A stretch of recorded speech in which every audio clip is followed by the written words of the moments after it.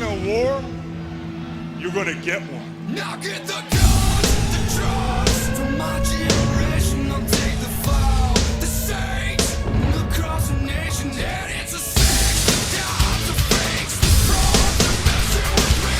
Come on, let's get it out. To the music, play that fucking music. Listen to my music, yeah.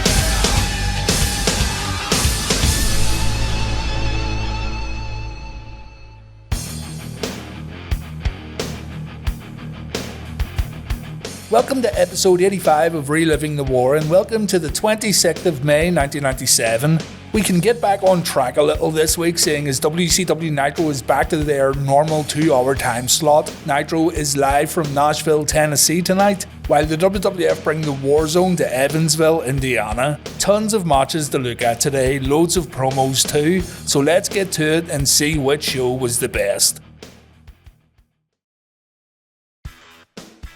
Hollywood Hogan's gonna cut a promo to kick off Nitro while HBK and Austin do the same on Raw. The Hulkster misplaced his mustache and he looks like a mere mortal without it. Hulk Hogan without his trademark mustache just doesn't look right, but I'm assuming Hollywood got rid of it for some straight-to-video movie he was starring in. I can't be asked looking it up.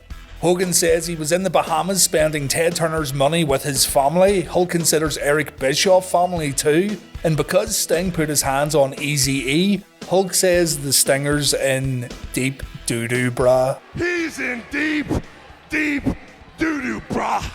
Deep doo-doo.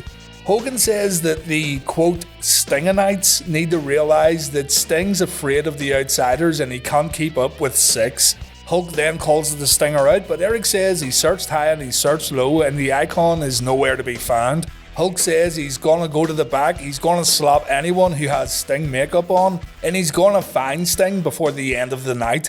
Hogan wants a confrontation with Sting on Nitro. Even without the tash, it's a good promo from Hulk Hogan. Steve Austin and Shawn Michaels team up tonight to face Owen and Bulldog for the tag team titles, and they also kick off Raw with a promo. Shawn returns to the ring tonight. He comes out all pumped up for this promo. The crowd goes nuts, the music plays, Shawn dances, and the guys in the truck decide to show this sign right here during the entrance. That's a bit harsh, isn't it? Someone commented last week about how they couldn't believe I didn't bring up the fact that Shawn was wasted on Raw and how he was slurring his words on TV. Guys, this is Shawn Michaels in 1997. I don't need to bring that kind of stuff up anymore. It's standard practice. HBK's rocking a Homer Simpson shirt too. Remember, HBK talked about Homer being an American hero a few weeks back. Don't want anyone getting pissed off that I didn't mention that either, for fuck's sake. But here's how the interview started. Since I'm the captain of this... Well, who says you're the captain? Shut up. As far as being the... Austin says he'll work with Shawn, but he still doesn't like him. Shawn says he's got news for Stone Cold. Nobody likes him anyway. But HBK and Austin will join forces tonight to kick the Hart Foundation's ass. At least HBK's honest, said absolutely nobody. The Road Warriors come out and they ask for a title shot if HBK and Stone Cold win the tag titles, and Shawn says that's no problem, it's a promise. The Road Warriors are going to stay in the ring for the next matchup. We have Hawk and Animal versus Brian Pillman and Jim Neidhart, while over on Nitro we have a Cruiserweight Trios match. Juventud Guerrera, Super Colo and Hector Garza versus La Parga, Ciclope and Damien. I don't think he's got the jam. Today's video is brought to you by Brett's Jam, homemade in Calgary, Alberta, Canada. If you're having some sunny days, or if you're being a lousy stinking hyena, you can still ensure you're a jam-up guy by purchasing Brett's delicious, authentic homemade jam. Available in 2 varieties that's sure to make your friends and family question your life decisions. Brett's Jam has never been so easy to obtain. Visit the Rustling Bio store at chinlocks.com today to get the shirt. And also check out the new Horseman Business and Chinlock designs. Brett's Jam. You ain't got it.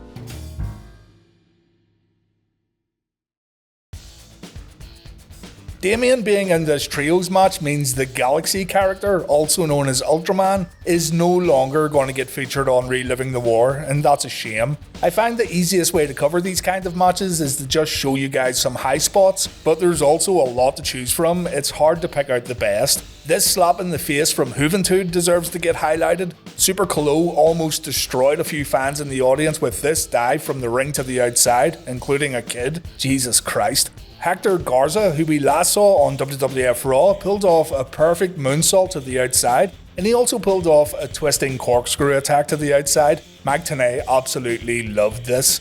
Garza got the win in the end by countering Ciclope's aerial attack with a powerbomb, and then he pulled off a standing moonsault. Beginning Nitro with the Cruiserweights was always a good idea. The crowd were on their feet throughout most of the bout. Check out Mark Curtis after raising the winner's hands. Not sure what he's at here, but I like it. On Raw, Brian Pillman made his WWF in-ring television debut, and it was in a tag match against the Legion of Doom. Fucking hell. Brett looks like he's healing up well. No wheelchair and no crutches this week. We have a brawl to start this one off. Pillman and Anvil get tossed out of the ring, and the match resets with Pillman and Hawk starting things off. Pillman goes for a backdrop, but Hawk slams Brian to the mat, and you'll notice that Pillman has definitely bulked up since we last saw him wrestle in WCW. Pillman takes 2 press slams before tagging out. He pretty much done nothing at all in the ring. Animal and Neidhart then get to work, but it's more total domination from the Road Warriors. Hawk comes back in and the Hart Foundation tries some double team action, but that doesn't go well at all. Brian tries extending a hand to Animal, but it results in Brian taking a power slam. He manages to throw Animal out of the ring afterwards though. Jim throws Animal back in the ring, but once again the Hart Foundation cannot build any momentum at all. The Legion of Doom signal for the Doomsday device, and this prompts the other Hearts to hit the ring. It's a DQ finish. Austin and HBK run down to even the odds, but Michaels ends up hitting Austin with a baseball slide, resulting in the two men fighting again on the outside. Gonna be honest here, Pillman's return wasn't good. He didn't perform a single wrestling move. Even though he bumped well, Brian was not ready to get back in the ring, and it's evident that he wasn't the same performer after his accident. The Nation's D'Lo O'Brien makes his WWF in-ring debut next against Bob Holly, while over on Nitro, Psychosis battles Alex Wright, and we have a Wrath vs Mark Starr match. Alright, it's time for this week's Saturday Ride Fever.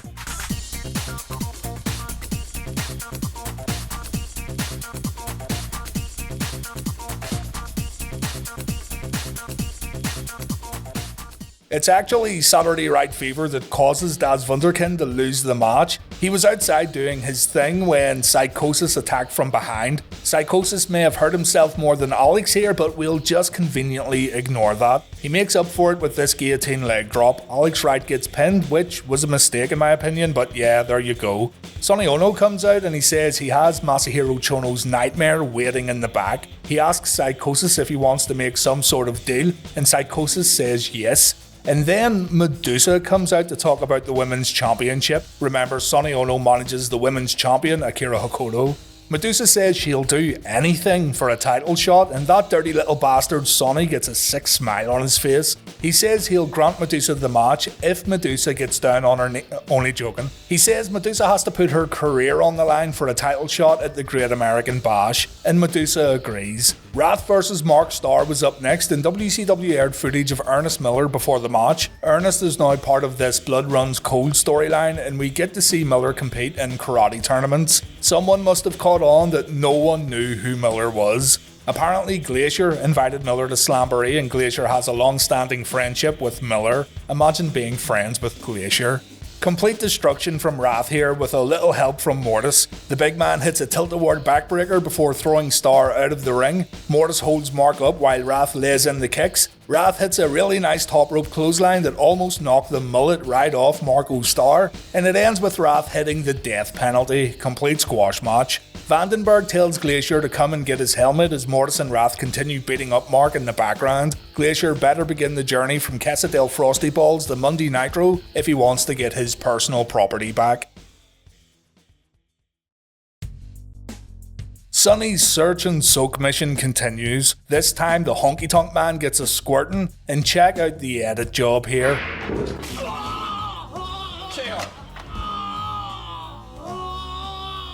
Obviously, old Honky didn't want his sick jumpsuit getting ruined with Sonny splashing all over it. He's on the ground afterwards, dry as a bone. Sonny says wetter is better, and I'm sure Bret Hart knows all about that. Hey, by the way, you know how Bret didn't actually do anything with Sonny? Well, it's no secret that Sonny had a few relationships backstage, and she talked about who she had relationships with during a kayfabe commentaries interview. And guess who was in bed with Sonny this whole time?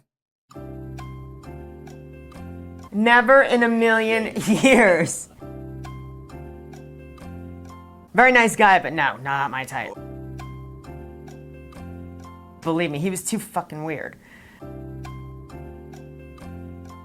Davey? Yeah. Oh, Davey. Do that to Diana.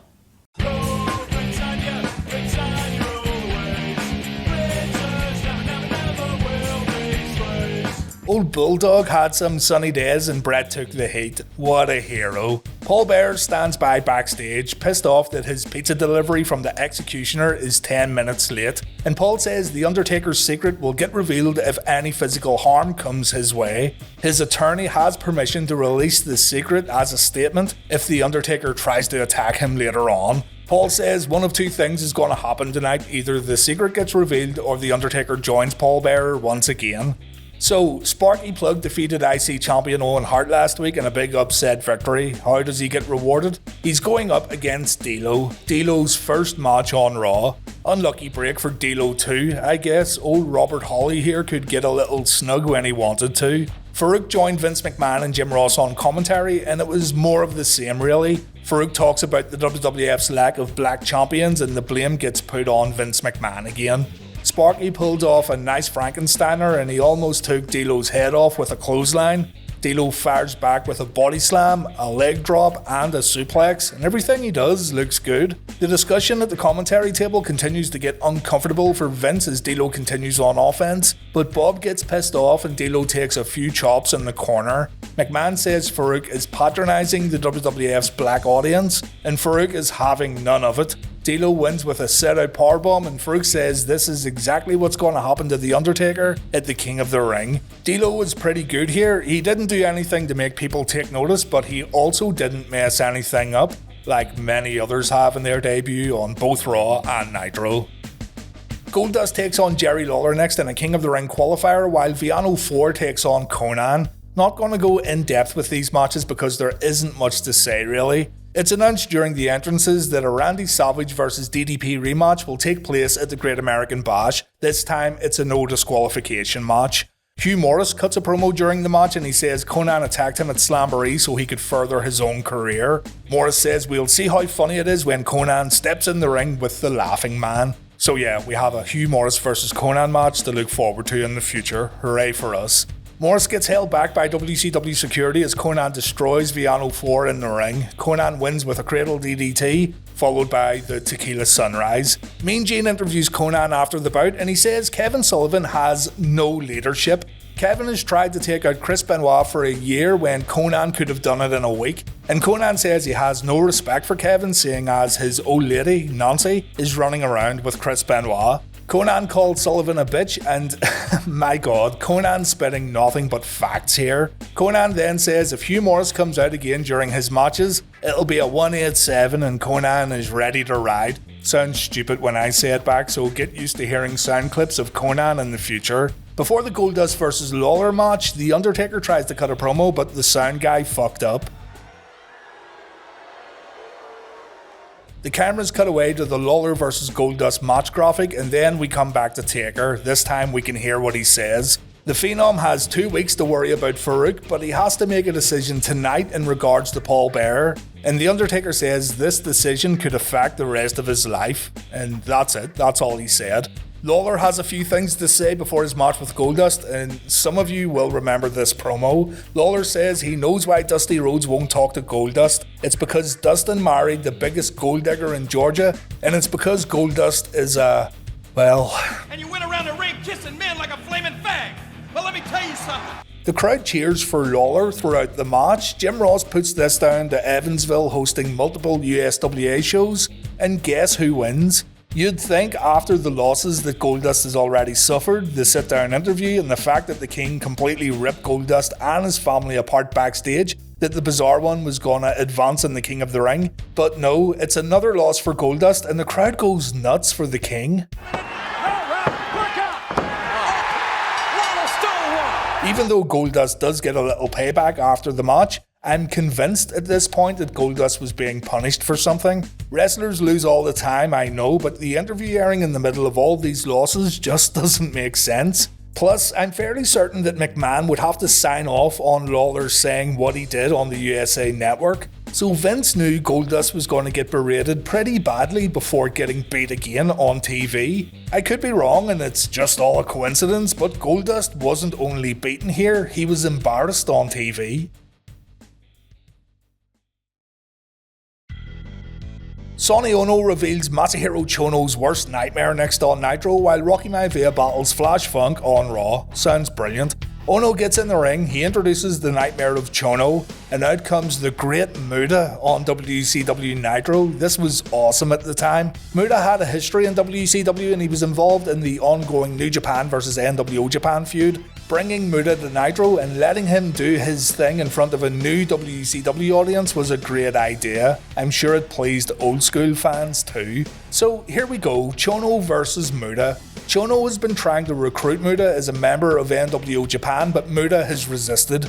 Chono tries to chase Onno on the outside and Onno gets impatient with Muta, telling the Pearl of the Orient to hurry up and get to work. Muta applies a headlock and he looks right at Sonny. Sonny wonders what Muta's doing and he gets in the ring. And Chono then just steps out of the headlock while Onno begins screaming at both competitors. The great Muta then sprays red mist all over Onno. Chono and Muta lay in the kicks and Chono ends up presenting the great Muta with an NWO shirt. Thing is, Muta had already joined the NWO the month prior. Tony Schiavone says this is history in the making, but the Muta character was already part of NWO Japan when this happened. You feel a little let down that you didn't see a Chono vs Muta match on Nitro, but we will see Muta wrestle next week. I still enjoyed this segment either way. Then you switch over to Raw and you gotta deal with Flash Funk versus Rocky Maivia. Vince McMahon makes comments about success coming to The Rock a little too early. During this time period, if we go by what The Rock says on his WWE documentaries, he was legitimately getting frustrated in regards to fans turning on him. So yeah, the Rocky Maivia project is failing before our very eyes. And you know what? Rocky would disappear from TV following this match. Straight to the unemployment line as we predicted from day one. Adios Maivia, it was awful knowing you fucking jobber. The Headbangers, of all people, get involved in this match, attacking both Maivia and Flash Funk, but still allowing Rocky to score a win. The Headbangers were trying to sell these inflatable King of the Ring chairs, and I've got a feeling that Vince ordered tens of thousands of these things because they got promoted hard on TV and in magazines. Funk overshoots a plancha, the Headbangers launch their attack that includes Funk getting smacked upside the head with a boombox. After the attack, Rocky hits his flying crossbody and he wins by pinfall. That's it for Rocky Maivia. Give Flash a hug there, lad, and now get the fuck out of that ring. This guy always was a jobber that would never amount to anything in the WWF. We'll see you soon on WCW Saturday Night Kid. After the match, Bret Hart cuts a promo with the Hart Foundation. And Bret's been watching The Lion King, there's no two ways about it. If it isn't lousy, stinking hyenas he's talking about, it's comparing his upcoming match with Shawn Michaels with a lion ripping into antelope. Should be called the Lion King of the Ring. Ha ha ha. Bret reminds us he has 10 minutes to beat Shawn Michaels. The Hart Foundation will be handcuffed to the ring posts, and Bret says all he needs is 10 minutes to beat Shawn's pretty little face into oblivion. Brian Pillman called Stone Cold his old partner and his old friend. Brian knows everything about Austin. And there you go, Brian says on June 8th he's gonna pull Austin's head out of his ass. So Pillman vs Austin was indeed the initial plan for the King of the Ring. Davey Boy says Steve Austin put 15 stitches in his eye last week, so for a little payback, Dave's gonna stick his tag team title down Austin's throat. That's a threat if you've ever heard one. And Owen brings up the fact that Shawn and Austin can't get along and the tag team match tonight is gonna be easy work for the Hart Foundation. Vader vs Ahmed Johnson on Raw, Barbarian vs Jim Powers on Nitro.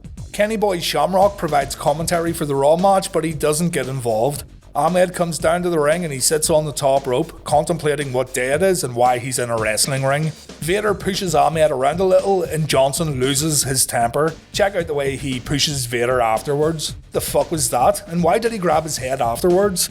Ahmed makes up for this confusing behaviour by hitting a perfect body slam on Big Vader. The two then roll around a little on the mat and Sugar Ray Johnson comes back with a punch combo and Vader decides to kick Johnson into Johnson. A good defence is a kick to the Johnson, guys, remember that. Vader then hits a clothesline and a shoulder block. He goes for one more, but Ahmed ends up winning this short match with a spine buster. Nothing to see here, folks. During the finish, we saw Paul Bearer backstage, still waiting for his pizza. Over on Monday Nitro, the Barbarian took on Jim Powers, and this one was a complete waste of time. Handy for me because I don't need to talk about it. It's a total squash match. Barbarian invites Jim to take a few free shots, but the Barbarian took his invincibility potion today, so he doesn't take any damage. We witnessed the absolute destruction of Jim Powers afterwards, with the only shaky moment being this power slam where Barbarian caught Powers from an aerial attack. It still looked fine though, all things considered. A big boot wins the match. Jimmy Hart is still coming to the ring with the Barbarian, but we have no idea if both guys are still Dungeon of Doomers as the faction continues to get phased out.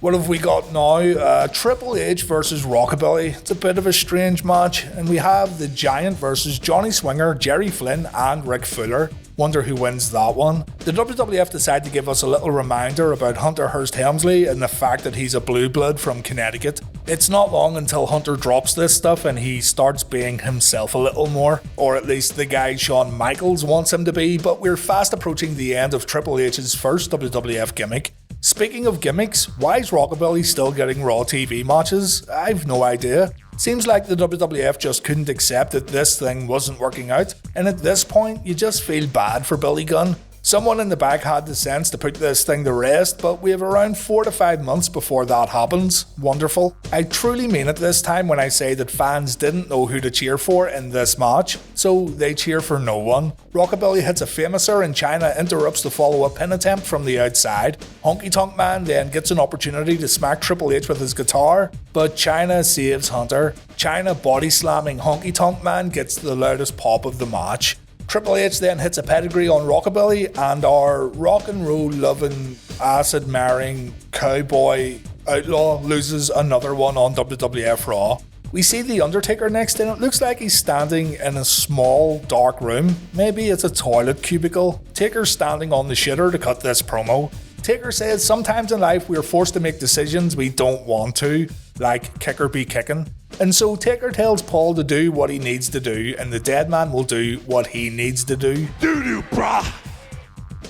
So how long do you think it takes the Giant to defeat Rick Fuller, Jerry Lynn with an F, and Johnny Swinger?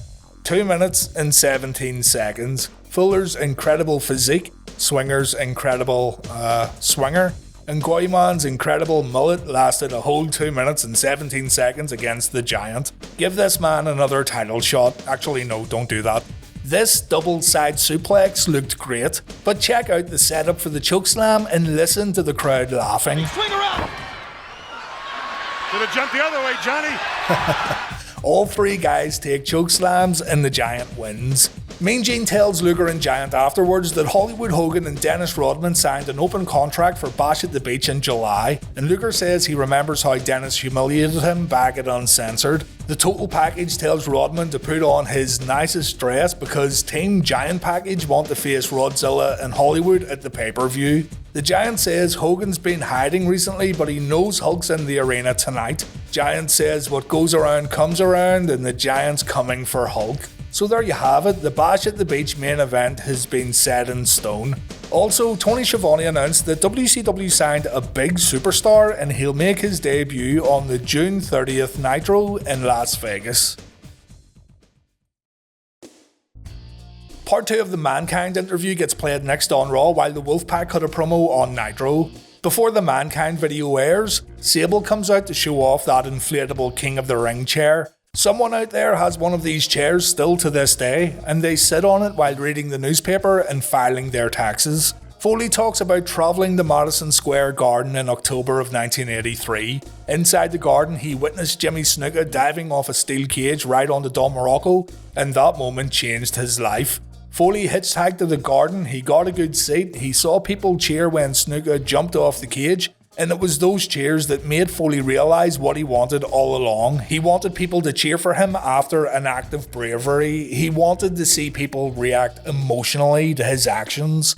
Ross says Foley went home and he developed an alter ego, one with the athleticism of Snuka and the sex appeal Foley desperately wanted in high school. Foley says Shawn Michaels asked him if this Mankind and Cactus Jack stuff was what Foley really wanted to be all his life, and Mick says he told HBK he wanted to be just like him at one point. Not the champion, but a guy who gets female attention, a guy who's loved by his fans, the jewelry, the tattoos. And Foley made a movie featuring this alter ego, his first ever character. Not Cactus Jack, not Mankind, but Dude Love.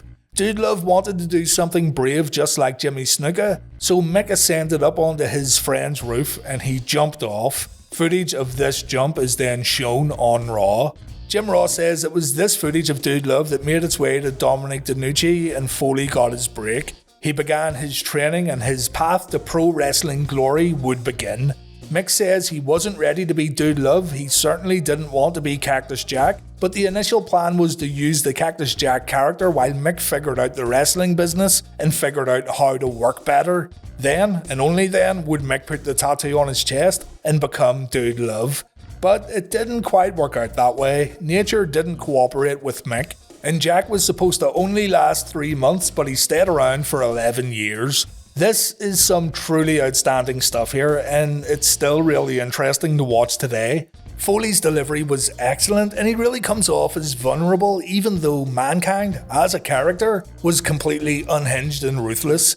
It's the way he talks, the way he looks down at the floor, the way he tells the story. I'm not sure anyone could have pulled this off as well as Mick, and he deserves so much credit for these interviews. Next week we're going to learn about Cactus Jack in Japan. They said this stuff would get covered this week, but that's not the case.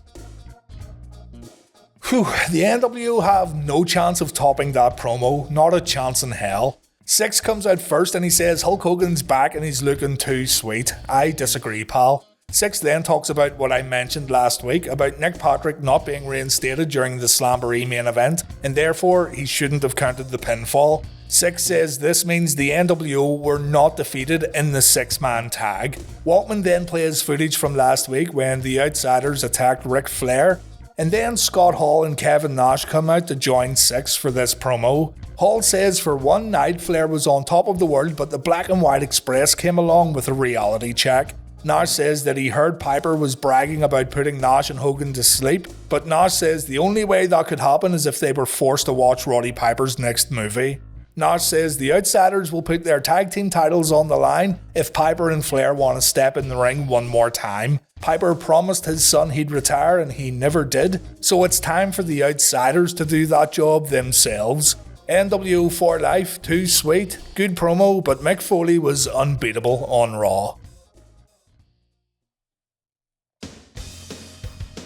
It's time for our main events on both shows, but we also have some promos afterwards. On Nitro we have Harlem Heat versus Double J and Mongo, and on Raw we have Austin and Michaels versus Owen and Bulldog. Let's breeze through the Horseman match first and see if Mongo and Jarrett have finally gotten their Horseman business together. Surely this can't go on much longer. Kevin Green versus Steve McMichael is now official for the Great American Bash. Big Kev's going to show Reggie how it's done. Kevin comes out to provide commentary for the match, and I'll tell you this much, the guy could talk, he doesn't miss a step. Big Mongo tries to freak Booker T out with some primal screams, but Booker's completely unaffected. Booker clubs Mongo's back and it looks like it made Big Steve shit himself, but it's a false alarm and Steve comes back eventually with a clothesline. Double J and Mongo perform a double backdrop and they strut afterwards, the greatest thing about this match. But Harlem Heat make Mongo pay with some double team moves of their own.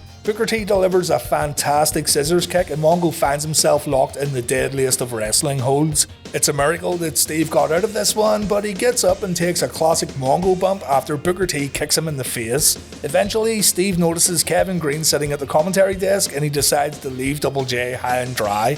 Mongo and Green fight at the entranceway, Sherry distracts Randy Anderson while Double J locks in the figure 4. Harlem Heat then end the match with the big apple blast. Jarrett wants to know what Mongo's thinking and Deborah says she has no idea. There's no point complaining about this Mongo and Jarrett stuff anymore because WCW insists on giving this shit more and more airtime. I actually wrote a letter to Turner Broadcasting about this last week and they still haven't got back to me.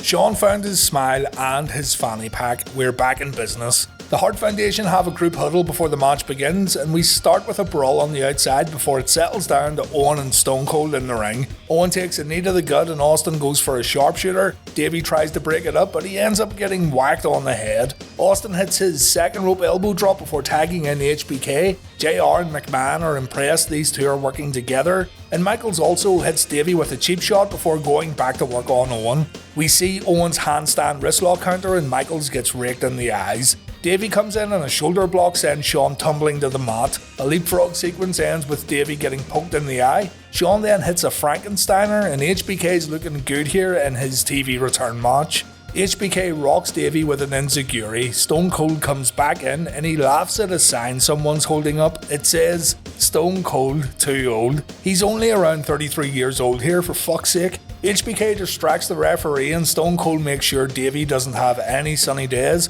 by hitting a low blow. Other members of the Hart Foundation consider hitting the ring, but they think twice. The Legion of Doom watch the match backstage as Davey and Owen utilise some underhanded tactics to stay on top of Austin. The ref gets distracted by Shawn and Davey, and this allows Owen to do some damage on the outside. Brett, Pillman and Neidhart also get a little close to the ring just before we go to commercial break. We come back and Austin catches flies while in a sleeper hold, but he counters with a jawbreaker. We see that the remaining Hart Foundation members have backed off as HBK gets a red hot tag and Michaels floors Davey with his running forearm. Davey replies by not smashing Shawn's little degenerate on the top rope, but completely erasing it from existence. Owen then takes advantage on the outside by ramming Shawn's back into the ring post. Back in the ring, Shawn takes the Flair corner bump, and Davey then hits the running power slam. Austin breaks the count and he flips off the referee, allowing Davey to exit the ring as Owen enters without making a tag.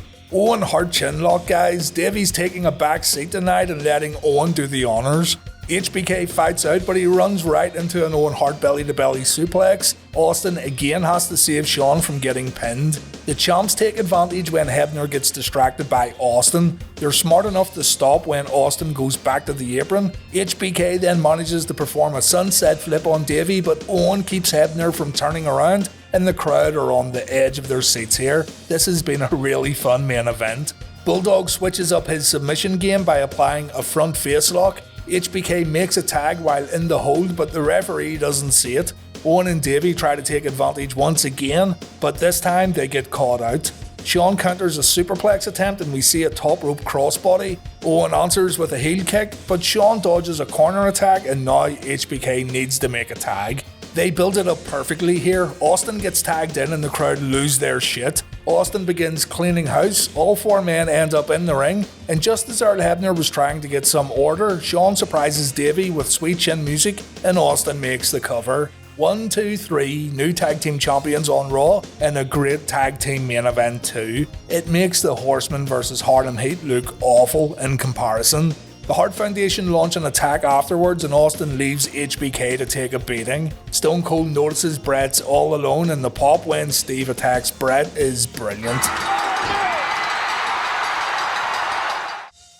Austin targets the injured knee, the Harts have to save their leader, but Brett begins selling the knee big time after the attack. It looks like Austin has re-injured the Hitman.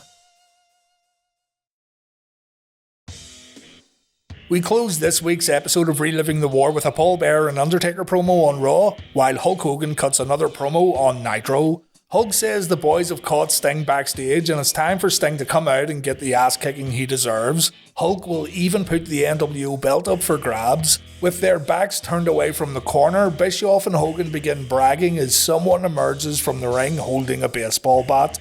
That ain't Sting. That ain't even shit Sting. It's really shit Sting. Bottom of the barrel Sting. You know where this is going, but it gets a little more extreme. Bischoff wants really shit Sting to worship the ground that Hogan spits on, and by God, he does it. Yes, really shit Sting, worship that ground. Thankfully, the real Sting makes his grand entrance from the rafters and Eric takes a Scorpion death drop. I like how Hogan's like, "Oh, was that a bump I heard? Time for me to bail, brother, I'm not working tonight." Hogan notices Sting and... that kinda killed the segment a little, didn't it? We get a baseball bat duel between Sting and really shit Sting. The real Sting wins, of course. Hogan then calls the boys and the NWO surround the ring. It takes Sting forever to fix his harness back up, and the cameras stay focused on Hulk Hogan. Sting then pulls the cord a few times to give the signal, and bye bye motherfuckers. Nitro ends with Sting returning back to the rafters. A great ending to Nitro, even if Hogan's little trip looked a bit silly. So it's time for The Undertaker to make his decision. Will he join Paul Bearer or does Paul have to reveal the secret? Paul says he's been fair, he's given Taker time, and now it's time for an answer. This has burned away at Paul for many years and Taker knows exactly what Paul's talking about. Paul remembers that day, tears rolling down The Undertaker's face as Paul stood at the graveside of Taker's parents. Paul was the mortician that day, and Bearer says there wasn't 2 graves, there were 3, and that's when Taker's theme music plays and that's when the dead man marches to the ring with purpose. Undertaker says he hates and he despises Paul for what he's done and what he's forcing The Undertaker to do tonight. The Phenom then says that Paul's attorney's gonna have to reveal the secret because Paul won't be able to, and Taker says he hopes that when this is all done, his fans can still love him and they'll forgive him. The WWF champion then grabs Paul Bearer by the throat. It looks like he's gonna attack, but he seems to have a change of heart as Paul begins warning the dead man about the secret. Undertaker releases Paul, and Raw goes off the air with The Undertaker doing his famous pose to Paul Bearer. Taker has aligned himself with his old manager.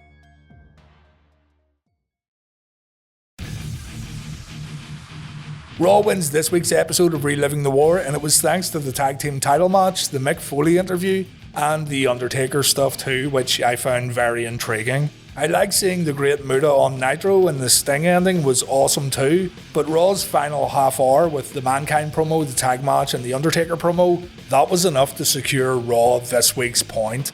Because both shows are now back to 2 hours, here's how I would have scored it using the old point system. And our overall scores are 36 points to Raw, 38 points to Nitro, and we're still on 11 ties. Nitro scored a 3.3 in the weekly television ratings, while Raw slipped back down to a 2.7. Well, look who's back next week. Psycho Sid vs The Undertaker main event Raw, and we'll also see that HBK and Austin vs Legion of Doom match. On Nitro we have the Steiner brothers vs Masahiro Chono and the Great Muta. Ric Flair vs Scott Hall also takes place. And we have the ultimate meme match, Alex Wright vs Glacier, Frosty Balls vs Saturday Night Fever. Remember to visit chinlocks.com to order some sweet t-shirts. That wasn't a joke by the way, it's a real shop. And I hope you enjoyed this week's episode of Reliving the War. Take care guys.